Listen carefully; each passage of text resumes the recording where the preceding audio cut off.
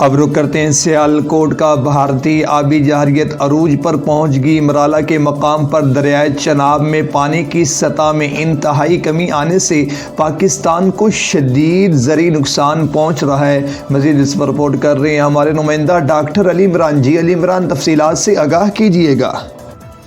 ہاں جی بالکل، بھارت نے ہمیشہ آبی جارحیت سے پاکستان کو شدید زرعی نقصان پہنچایا ہے۔ سینتاس معاہدے کے مطابق بھارت پاکستان کو روزانہ کی بنیاد پر 55,000 کیوسک پانی فراہم کرنے کا پابند ہے، لیکن بھارت کی طرف سے ہمیشہ معاہدے کی خلاف ورزی ہوئی ہے۔ ایریگیشن ذرائع کے مطابق دریائے چناب میں 2 توی بھی گرتی ہیں۔ ان میں جموں توی میں 826 کیوسک، مناور توی میں 503 کیوسک پانی کی آمد ہے، جبکہ چناب میں 4,582 کیوسک پانی ہے۔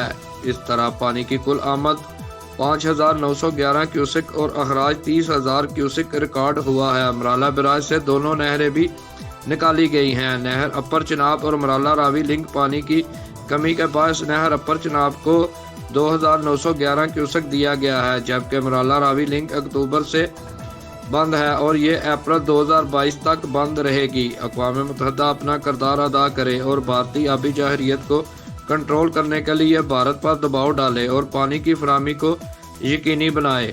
جی